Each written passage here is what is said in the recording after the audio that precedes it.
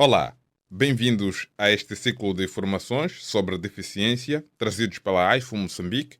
A AIFO é a Associação Italiana Amigos de Raul Leroux, uma ONG que atua nas áreas de saúde e deficiência. Esta formação é dirigida especialmente aos formuladores de políticas, empresários, transportadores de autocarros e semi-autocarros, pessoal de ação social, pessoal da saúde, pessoal da educação, desde os professores à direção, pessoal da polícia, pessoal da justiça, membros do governo, pessoas que trabalham em projetos de desenvolvimento e cooperação, organizações de pessoas com deficiências, pais e familiares de pessoas com deficiências e, para si, cidadão comum, porque a deficiência é parte da condição humana e de uma ou de outra forma, em algum momento da sua vida, vai interagir com a deficiência. No fim, terá instruções de como receber um certificado de participação por ter participado desta formação virtual. Esta formação insere-se no âmbito do projeto PIN, um projeto para a integração social e económica de pessoas com deficiências que está a ser liderado pela AIFO em Maputo e implementado juntamente com a Terra des Hommes em Beira, Sofala e Iscos, em Pemba, Cabo Delgado. O projeto é financiado pela cooperação italiana e é um projeto de parceria com o governo moçambicano através do IFPELAC, que no âmbito do projeto terá 3 centros de formação profissional nas 3 cidades de intervenção do projeto, adaptados e restaurados para permitir a formação profissional de pessoas com deficiências.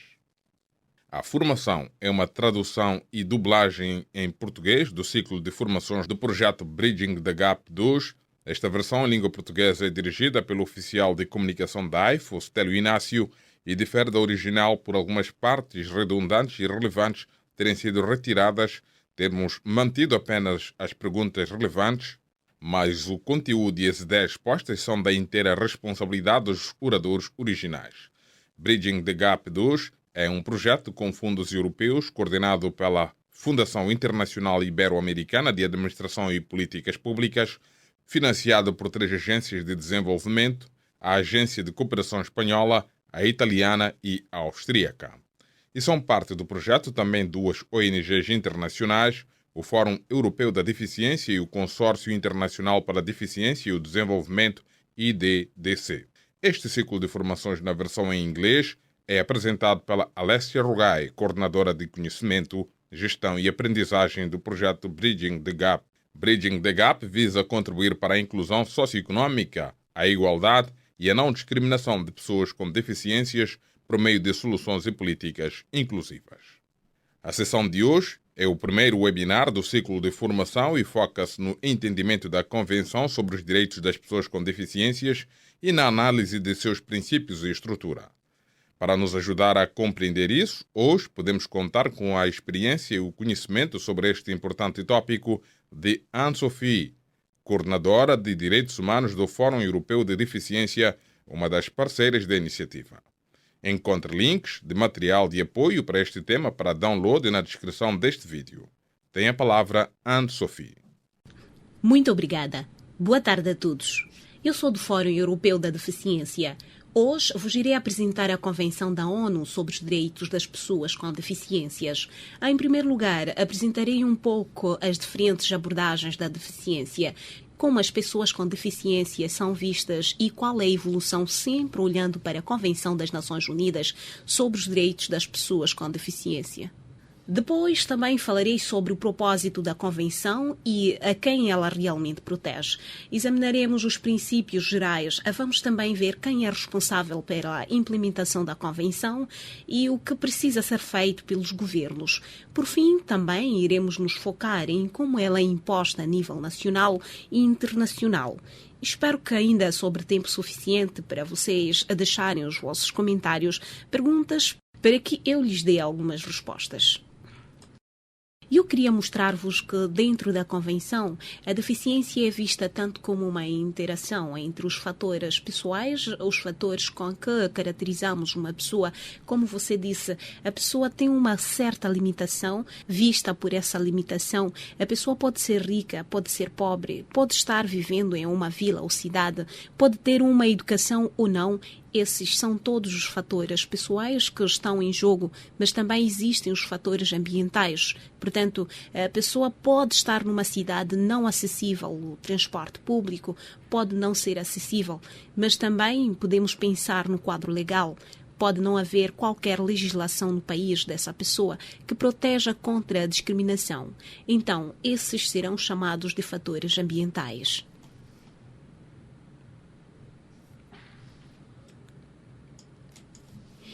Como a Convenção olha as pessoas com deficiência, como ela diz, a deficiência é uma interação entre os fatores pessoais, a limitação da pessoa e o meio ambiente, e geralmente resulta realmente no fato de que as pessoas com deficiências não podem participar plenamente da sociedade, porque a sociedade não é totalmente inclusiva e nem totalmente acessível aos fatores pessoais, a sua limitação.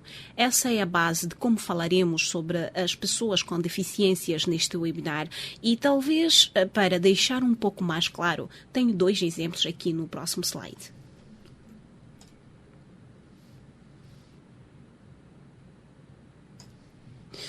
Deficiência como um conflito entre uma sociedade não inclusiva e indivíduos. Podemos pensar em um homem em uma cadeira de rodas.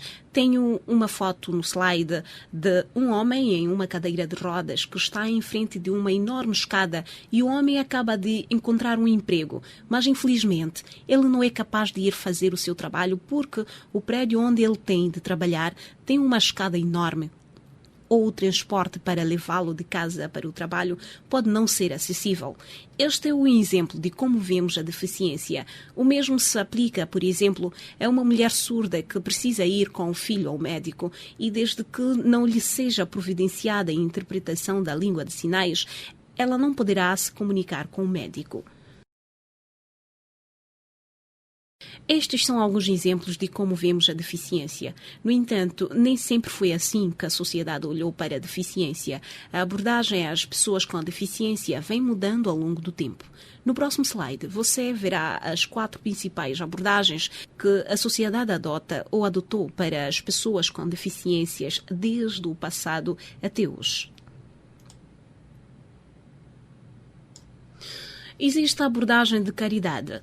Existe a abordagem médica, a abordagem social e a abordagem dos direitos humanos. Explicarei as 4 abordagens, mas você verá que a Convenção da ONU de que falo promove e consagra a abordagem de direitos humanos às pessoas com deficiência. Essa será a última que eu explicarei. A primeira abordagem é uma abordagem de caridade e talvez na maioria dos vossos países já é a abordagem que está a ser usada. A abordagem de caridade vê as pessoas com deficiências como pessoas vivendo em situações trágicas, pessoas que precisamos ajudar, para quem precisamos coletar dinheiro e precisamos apoiá-las, porque elas não podem cuidar de si mesmas. Então, é isso que chamamos de abordagem de caridade. E na maioria, os que são realmente responsáveis pelas pessoas com deficiências são as casas de caridade ou fundações de caridade. Portanto, esta é a primeira abordagem para as pessoas com deficiências. Outra abordagem é a abordagem médica. A abordagem médica basicamente vê as pessoas com deficiências como pessoas anormais, pessoas que precisam ser consertadas ou pessoas que precisam ser curadas, pessoas que precisam receber o máximo possível de qualquer reabilitação para que possam tornar-se normais, para que possam participar da sociedade. Portanto, nessa abordagem médica, a maioria das decisões nela são tomadas por médicos e Ministério da Saúde. Elas não são tomadas por pessoas com deficiências, elas mesmas, porque elas são vistas principalmente como passivas. Elas têm um papel passivo como pacientes, portanto, essa seria a abordagem médica para a deficiência. No entanto, tanto a abordagem da caridade como a abordagem médica tiveram e têm tido consequências muito negativas na vida das pessoas com deficiências e no adiamento dos seus direitos. E com isso, no próximo slide, você verá alguns exemplos e consequências dessas abordagens. Podemos pensar no caso de crianças com deficiências que, na maioria dos países, frequentam a educação segregada e que, portanto, vão para as escolas especiais. Não são criadas as condições para que elas frequentem escolas regulares e prossigam a sua educação com crianças sem deficiências. Portanto, isso seria uma consequência. Outra consequência é que muitas pessoas com deficiências são forçadas a viver em instituições. Em muitos países, talvez também no seu, as pessoas com deficiências não têm a opção de escolher onde morar, ou com quem morar, ou como morar. Em muitos países não havia sistemas de apoio suficientes, de forma que muitas pessoas são forçadas a viver em instituições.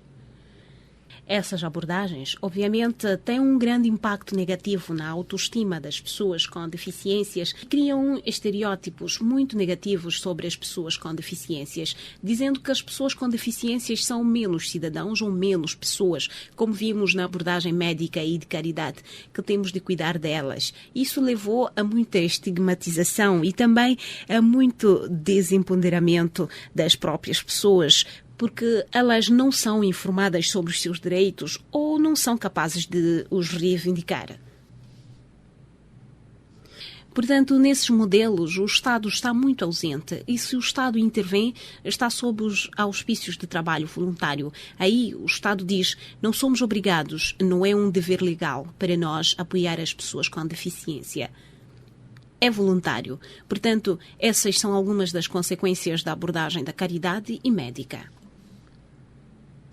Felizmente, já evoluímos para algumas outras abordagens de ver a deficiência. Por exemplo, a abordagem social. Aqui não examinamos mais a deficiência somente pelas características pessoais. Ela não diz que a deficiência é um problema apenas da própria pessoa, mas sim essa abordagem diz que a deficiência é um problema da sociedade. O fato da sociedade estar organizada de uma maneira que não inclui as pessoas com deficiências, que elas não enfrentam barreiras na sociedade, impede a sua igual participação. E podemos pensar em barreiras como as barreiras ambientais, inacessibilidade do espaço público, inacessibilidade dos transportes, serviços públicos, escolas, hospitais. Também podemos pensar em barreiras atitudinais ou de atitude. O fato das pessoas com deficiência serem vistas de uma maneira negativa e de serem estigmatizadas, de modo que todas essas barreiras que foram criadas pela sociedade efetivamente impedem que a pessoa participe de maneira igual com as outras. Aqui, o modelo social realmente exige que as pessoas com deficiências possam participar da formulação de políticas públicas para que possamos garantir que todos os serviços públicos e todas as políticas públicas sejam acessíveis e inclusivas para elas. E os responsáveis aqui são, obviamente, o Estado, mas aí não olhamos apenas para o Ministério da Saúde, mas para todos os ministérios. Portanto, todos os ministérios têm a responsabilidade de garantir que as pessoas com deficiências possam participar plenamente e a sociedade como um todo, todos os indivíduos da sociedade também têm uma responsabilidade nisso. Então, esse será o modelo social. Então, se olharmos para o próximo e o último modelo, a próxima e a última abordagem, que está realmente consagrada na Convenção das Nações Unidas sobre os Direitos das Pessoas com Deficiências, é realmente a abordagem baseada nos direitos humanos para as pessoas com deficiências e considera as pessoas com deficiências como parte da diversidade humana, porque ser humano é, naturalmente, estar dentro de um amplo espectro de diferentes possibilidades. Cada um de nós é diferente, cada um de nós tem diferentes formas de se comunicar, de ver as coisas, de pensar, de trabalhar. As pessoas com deficiências são vistas como parte de espécie humana. A abordagem dos direitos humanos realmente vê as pessoas com deficiências como parte da sociedade, juntamente com as pessoas sem deficiências. E elas têm os mesmos direitos, as mesmas obrigações, como qualquer outra pessoa na sociedade. E elas devem, obviamente, gozar de todos os direitos humanos, como qualquer outra pessoa na sociedade, e devem ser titulares de direitos plenos, de modo que elas realmente são. Elas devem poder tomar decisões sobre suas próprias vidas e poder fazer isso o tempo todo. Um dos conceitos muito importantes que podem surgir em outro webinar é o conceito de reconhecimento igual perante a lei. O fato de que as pessoas com deficiências em todos os momentos devem ter a sua capacidade legal, porque muitas pessoas com deficiências hoje têm a sua capacidade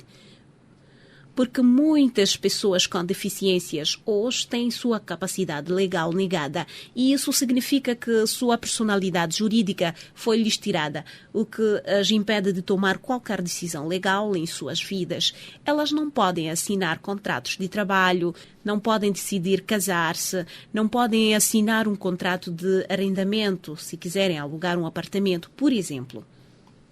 Assim, a Convenção, na sua essência, como um dos seus principais direitos, diz que as pessoas com deficiências devem a todo momento ser detentoras da sua capacidade legal, devem permanecer dentro da sua personalidade jurídica para que possam tomar decisões para organizar suas próprias vidas e poder ser totalmente incluídas em todas as atividades da sociedade, quer seja a vida escolar ou familiar, vida comunitária, trabalho.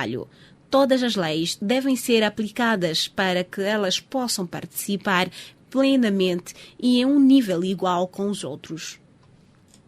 Então, aqui, novamente, os responsáveis são o Estado e, obviamente, todos os ministérios que estão dentro do Estado e também a sociedade como um todo. Portanto, essas são as 4 abordagens para a deficiência que, como viram, evoluíram ao longo do tempo, e na Convenção temos o que podemos chamar de uma mudança de paradigma nas atitudes e abordagens às pessoas com deficiências, porque as pessoas com deficiências não são mais vistas pela Convenção como objetos de caridade, de tratamento médico, de proteção social. As pessoas com deficiências são titulares de direitos. Elas são capazes de reivindicar seus próprios direitos e tomar decisões sobre suas próprias vidas, com base, é claro, em consentimento livre e esclarecido, e devem poder ser cidadãos ativos na sociedade. Esse é um modelo de direitos humanos consagrado na Convenção, e se nos voltarmos para a Convenção em si, podemos ver em seu artigo 1, onde afirma que as pessoas com deficiências incluem aquelas que têm limitações duradouras físicas, mentais, intelectuais ou sensoriais, que a interação com várias barreiras pode impedir a sua plena e efetiva participação na sociedade em condições de igualdade com os outros. Portanto, este é realmente um artigo essencial da Convenção.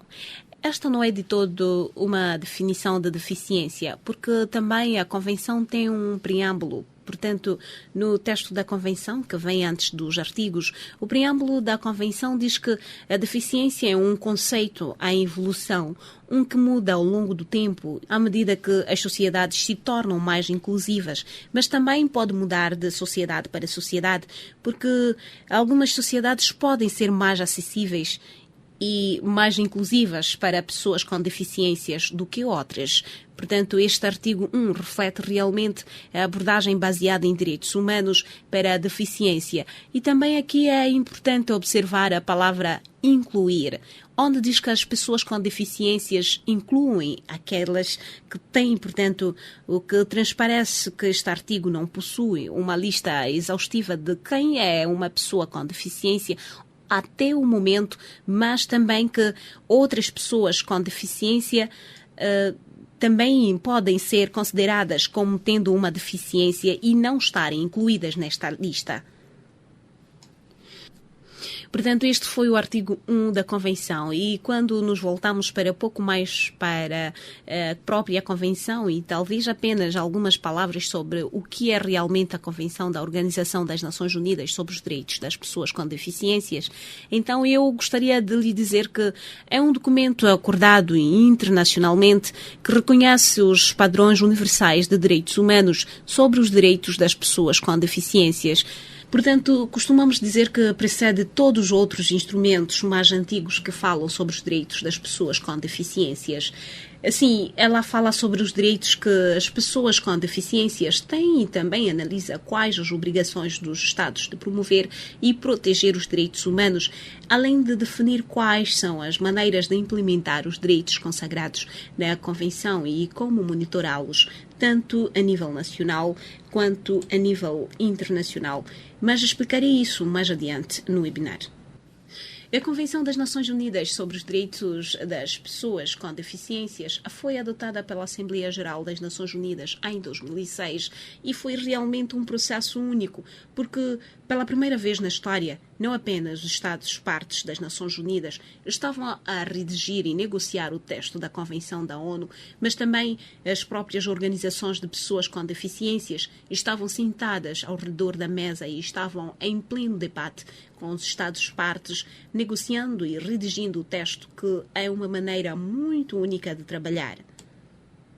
Ela foi aberta para assinaturas em 2007 e já muitos países ratificaram a Convenção bem rapidamente, de forma que hoje temos 176 países em todo o mundo que ratificaram e Moçambique ratificou em 2010, Angola em 2014, Brasil 2008, Cabo Verde 2011, Guiné-Bissau em 2014, Portugal em 2009 e São Tomé e Príncipe em 2015. Portanto, este é um pouco da história da própria Convenção e quando nos voltamos para o artigo 1 da Convenção, ele fala mais especificamente sobre qual é o propósito da Convenção e onde lê-se que a Convenção existe para promover, proteger e assegurar o gozo pleno e igual de todos os direitos humanos e liberdades fundamentais por todas as pessoas com deficiências e promover o respeito por sua dignidade inerente. É esse o propósito, o significado da Convenção da ONU. Quando olhamos para as palavras promover, proteger, assegurar, podemos pensar que promover todos os direitos humanos das pessoas com deficiências é que os Estados precisam tomar todas as ações para defender os direitos consagrados na Convenção e que proteger significa que os Estados devem garantir que ninguém seja negado todos os direitos consagrados na Convenção. Portanto, terceiros também devem garantir que não discriminem pessoas com deficiências e deve-se assegurar que o Estado tenha que tomar muitas medidas proativas para que as pessoas com deficiências tenham acesso a todos os direitos escritos na Convenção. Então, essas são 3 palavras importantes, às quais poderíamos dedicar um outro webinar e outras 2 palavras que eu também queria destacar. É o gozo de todos os direitos humanos por todas as pessoas com deficiências, porque quero enfatizar que realmente não existe uma hierarquia entre os direitos humanos que estão escritos na Convenção e também não há hierarquia entre certos grupos de pessoas com deficiências. A Convenção diz que todos os grupos de pessoas com deficiências devem poder usufruir de todos os direitos humanos. Por exemplo, crianças com deficiência intelectual ou crianças surdas, elas também devem ter acesso à educação inclusiva convencional. Pessoas com deficiência psicossocial e pessoas com cadeiras de roda devem ter igualmente acesso a viver na comunidade e a viverem aonde quiserem e com quem quiserem, de modo que realmente não deve haver uma hierarquia entre certos grupos de pessoas com deficiências e certos grupos de direitos. Isso também é uma coisa muito importante a considerar. Então, quando nos voltamos para quem está realmente protegido pela Convenção, e já dissemos isso, e depois voltamos ao conceito de deficiência consagrado no artigo 1, e aqui, como eu disse, a Convenção cobre a diversidade de pessoas com deficiências, portanto, protege pessoas com deficiências físicas, pessoas com deficiências intelectuais e psicossociais, pessoas cegas, surdas, surdo-cegas. É importante pensar nessa diversidade de pessoas com deficiências e suportar esses diferentes grupos. Eu também queria lhes dizer que a Convenção aborda mais profundamente grupos específicos de pessoas com deficiências, que são mulheres e crianças com deficiências, cada um deles com um artigo específico dentro da Convenção. Para mulheres com deficiências, é o artigo 6 da Convenção e para as crianças com deficiências é o artigo 7.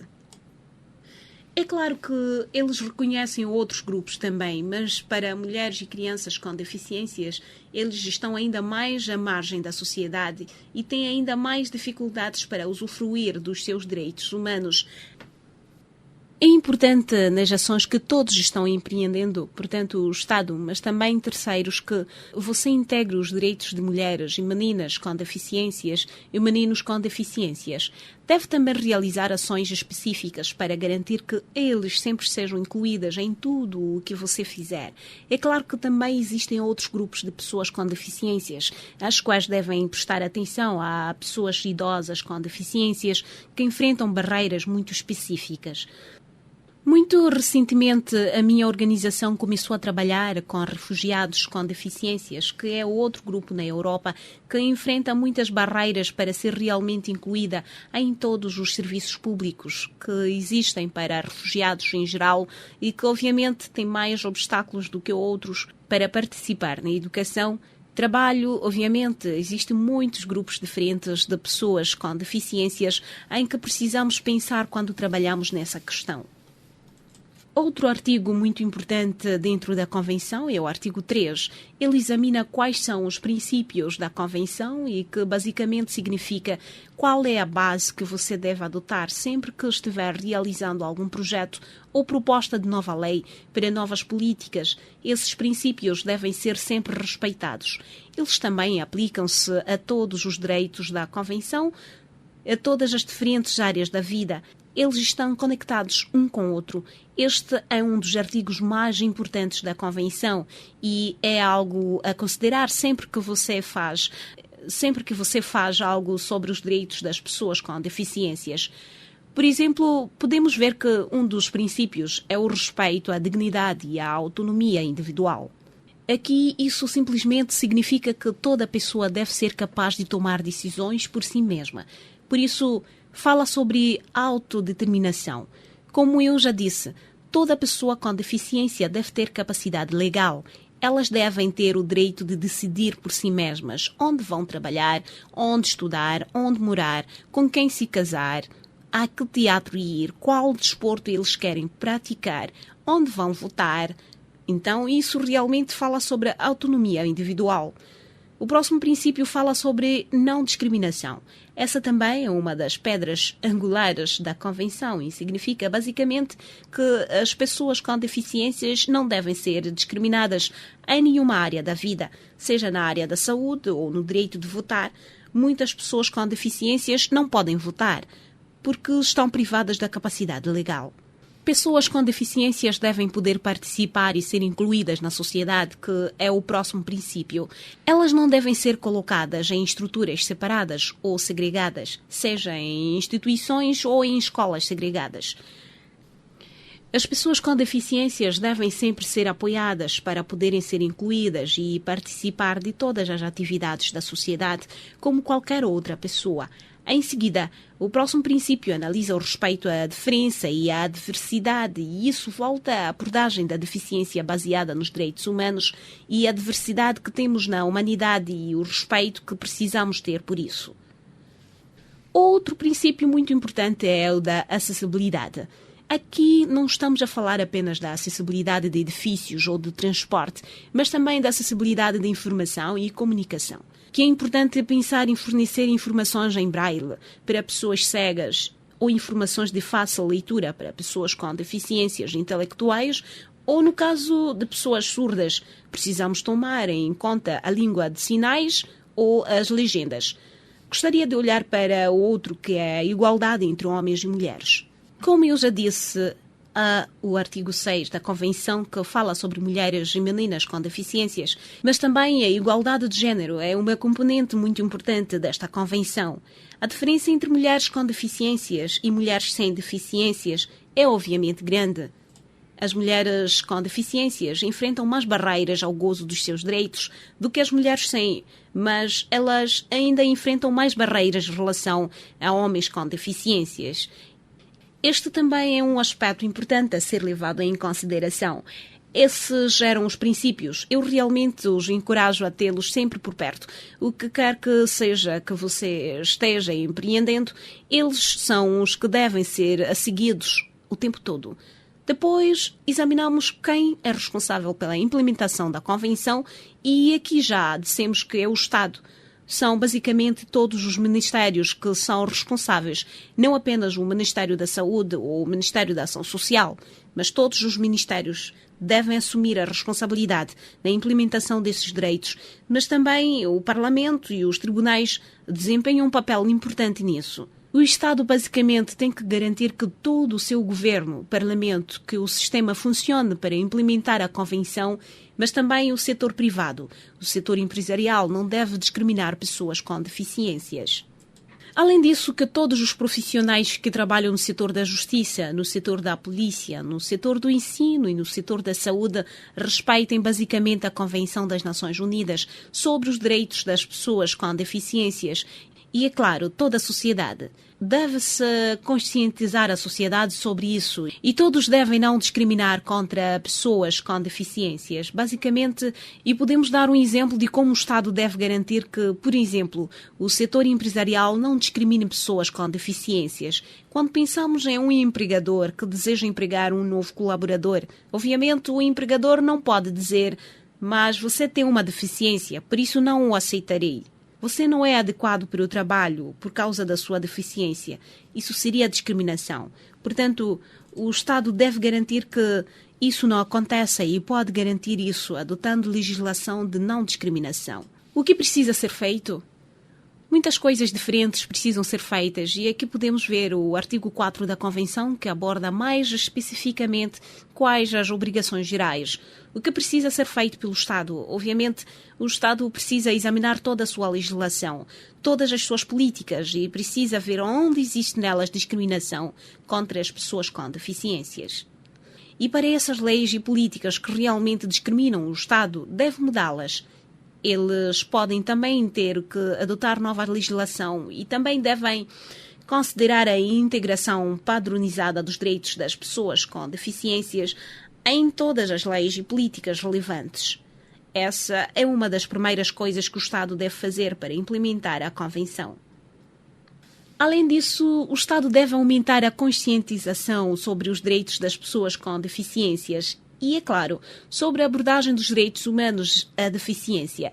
É importante que a sociedade como um todo esteja ciente de que as pessoas com deficiências são como qualquer outra pessoa, cidadãos com direitos e obrigações. O Estado também deve fornecer e financiar a formação de profissionais, como já dissemos, profissionais do setor da justiça, do setor da polícia, do setor da saúde, do setor do emprego e sindicatos de trabalho, por exemplo. Todos devem ser formados no que é a Convenção da ONU e na abordagem baseada na defesa dos direitos humanos para a deficiência. Também é importante que sejam realizadas mais pesquisas sobre os direitos das pessoas com deficiências, já que também é importante que sejam realizadas mais pesquisas sobre os direitos das pessoas com deficiências, já que hoje ainda temos falta de muitas informações sobre quem são as pessoas com deficiências, quais são as necessidades de apoio das pessoas com deficiências e também outras pesquisas devem focar-se em tornar bens e serviços mais inclusivos, visto que isso permitirá que as pessoas com deficiências participem plenamente da sociedade, usem o transporte público, viajem de comboio para outro país, possam ir ao ATM levantar dinheiro como qualquer outra pessoa. Também bens e serviços devem ser mais inclusivos. O Estado também deve priorizar a coleta de dados sobre pessoas com deficiência e esses dados devem sempre ser desagregados por género. Obviamente, o Estado também tem de fortalecer suas próprias instituições, seus próprios ministérios, seus próprios tribunais, por exemplo, promovendo formações sobre a Convenção da ONU. As instituições nacionais de direitos humanos também devem receber formação e financiamento necessários para trabalhar na Convenção. Por fim, o Estado também deve desenvolver a capacidade das organizações de pessoas com deficiências e das próprias pessoas com deficiências. Eles devem informá-las sobre os direitos que elas têm, sobre como podem reivindicar esses direitos e devem desenvolver a capacidade e financiar organizações de pessoas com deficiências para poderem participar de maneira significativa na formulação de políticas. Estes são alguns dos exemplos de que o Estado precisa fazer. Provavelmente existem outros em que você pode pensar.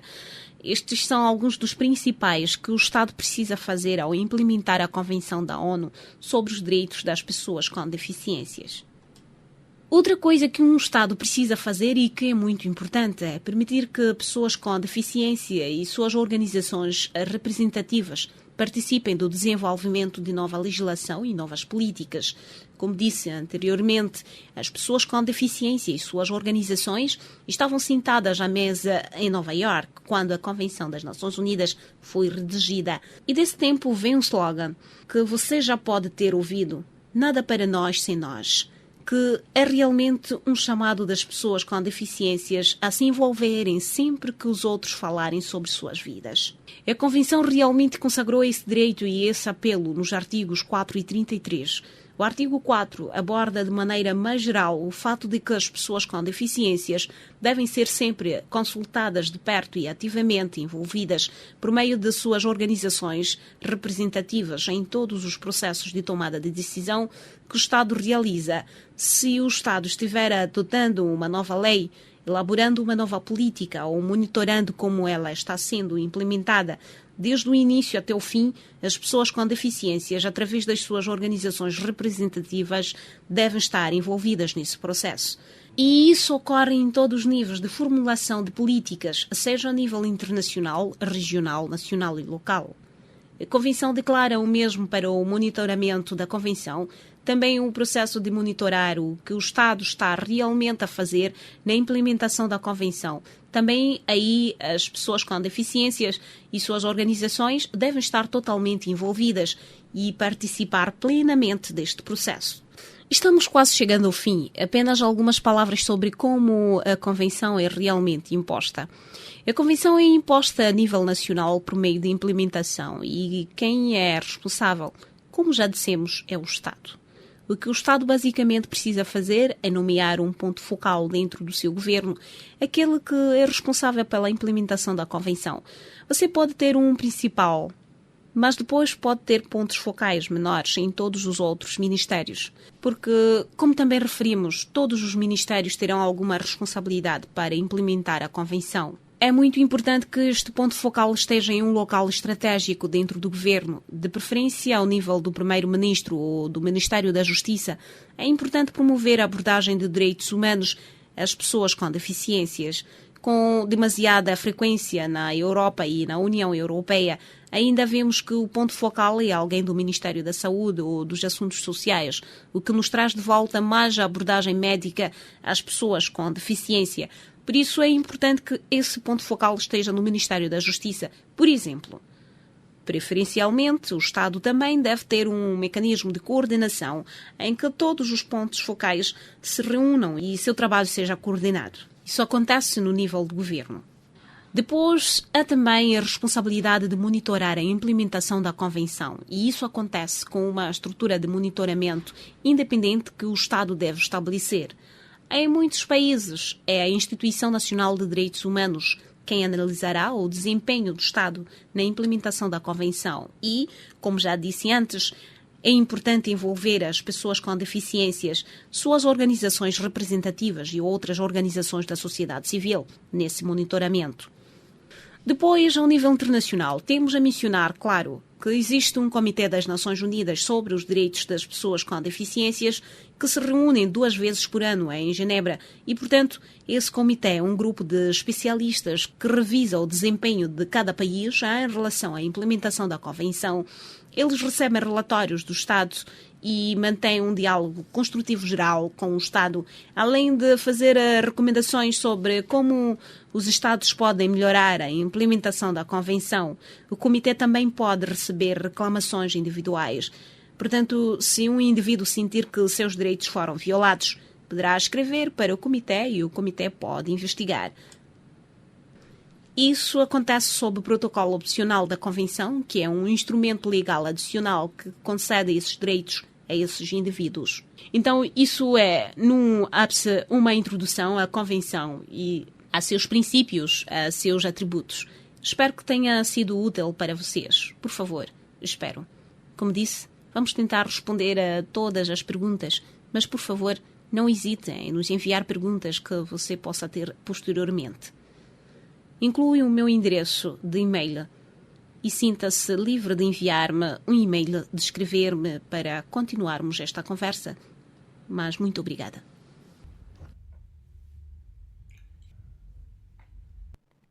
Thomas pergunta. Ok, a primeira pergunta. Não me lembro como a CDPD oferece uma opção de aumentar a definição da deficiência. Para este caso, em Uganda e geralmente na África, temos outra categoria de deficiências com as quais estamos trabalhando e esses são as pessoas albinas. A segunda pergunta é, estou curioso para descobrir qual é a gênese do grupo de perguntas de Washington na avaliação de deficiências. Obrigado. Sandy pergunta. Obrigado. Minha pergunta é, primeiro você mencionou que 170 países ratificaram a convenção. Gostaria de saber se existe um mecanismo para determinar quantos países realmente cumpriram os padrões ou requisitos mínimos para dizer que há implementação. E estou fazendo essa pergunta porque, olhando para tudo o que precisa ser feito nos países em desenvolvimento, digamos, por exemplo, no caso da Nigéria, de onde estou ligando, porque existe dificuldade para prestar serviços sociais básicos, mesmo para pessoas sem deficiências, e as pessoas olham para custos enormes em infraestruturas para garantir que a CDPD da ONU seja implementada de maneira que deveria ser. Então, alguma sugestão sobre o que você acha que pode ser feito? Porque vejo que a Europa e a África estão há milhares de anos de diferença e me pergunto quando poderemos chegar à altura em que poderemos oferecer autocarros onde pessoas com deficiências possam entrar sem nenhum problema, quando podemos oferecer escolas onde crianças com deficiências podem ter uma boa educação. Portanto, enquanto tudo isso é bom e eu sou a favor disso, estou realmente lutando para entender como isso pode ser prático onde moro. André pergunta. Obrigado. Sim, estou ligando da Fundação da Vila na Finlândia. Estamos apoiando as OPDs no sul global e temos um caso na Tanzânia em que não temos muita certeza de como aconselhá-los. As OPDs se agruparam para formar um consórcio e escreveram um relatório paralelo, portanto, o relatório alternativo, mas ninguém vai acatá-lo porque a Tanzânia não cumpriu suas obrigações de escrever o relatório. E estamos com alguns problemas para saber como aconselhar as OPDs e como elas podem continuar com seu relatório paralelo. Alguma experiência dos ouvintes do seu site sobre como proceder neste caso? Obrigado. Sim, obrigada a todos pelas perguntas. Tudo muito interessante e talvez começar pela primeira sobre pessoas com albinismo. Eu acho que é muito importante incluir este grupo no grupo de pessoas com deficiências. Como ouvimos de várias mensagens no ano passado, que pessoas com albinismo realmente enfrentam diferentes violações dos seus direitos humanos, são realmente excluídas da sociedade. Então eu acho que em todo o trabalho que você realiza com pessoas com deficiências, eu realmente o encorajo a envolver também pessoas com albinismo. No grupo de perguntas do Washington, acho que é um passo muito importante em termos de coleta de dados, em conformidade com a Convenção, pois existiam vários instrumentos e sistemas internacionais de coleta de dados, mas eles baseavam-se na abordagem médica às pessoas com deficiências, portanto, coletando apenas informações médicas. E acho que o conjunto de perguntas do grupo de Washington é realmente um passo à frente na boa direção. Também aqui no Fórum Europeu da Deficiência promovemos esse conjunto de perguntas, portanto, encorajo a continuar trabalhando com elas. De seguida, a pergunta sobre quais seriam os padrões mínimos e quais países já implementaram a um nível mínimo a Convenção da ONU é uma pergunta muito boa e, como você disse, a situação difere muito de país para país e de continente para continente, e uma boa forma de encontrar alguma inspiração e boas práticas ou padrões mínimos que possam ser aplicados em todos os lugares e observar as observações finais que o Comitê da ONU está fazendo para todos os diferentes Estados-partes. E aí você verá que, na verdade, muitos Estados-partes ainda enfrentam as mesmas dificuldades, ainda enfrentam os mesmos problemas que pessoas com deficiências em muitos países não conseguem votar, que muitas crianças com deficiências em muitos países não têm acesso à educação geral. Na Europa, pode ser porque temos uma educação especial tão desenvolvida e com recursos suficientes que é muito difícil mudar para a educação geral. Nos países africanos pode ser por falta de escolaridade. Mas acho que, mesmo que o contexto seja muito diferente, as recomendações que devemos tomar agora e no futuro são praticamente as mesmas. E quanto à pergunta sobre o relatório paralelo na Tanzânia, acho que é realmente de louvar que as organizações de pessoas com deficiências tenham se unido e já elaborado um relatório alternativo. Isso realmente mostra que elas estão monitorando proativamente e que o Estado está a fazer. E se o Estado não enviou o seu relatório ao próprio Comitê da ONU, isso é realmente problemático. E eu realmente os incentivaria a talvez entrar em contacto com o Comitê ou com o secretário em Genebra para talvez perguntar-lhes como eles enfrentaram esse problema e como incentivaram outros Estados a submeterem os relatórios. Mas acho que o fato de existir já esse relatório alternativo das próprias organizações de pessoas com deficiências já é um instrumento muito bom ao nível nacional para incentivar o governo a enviar os relatórios nacionais. E acho que não deveriam esperar pelo processo de revisão que é feito em Genebra para começar a usar o relatório alternativo e todos os dados que coletaram ou todas as recomendações que lá inseriram neste relatório alternativo para tentar alterar as políticas. Obrigado a todos que nos acompanharam e chegamos ao fim da nossa primeira formação.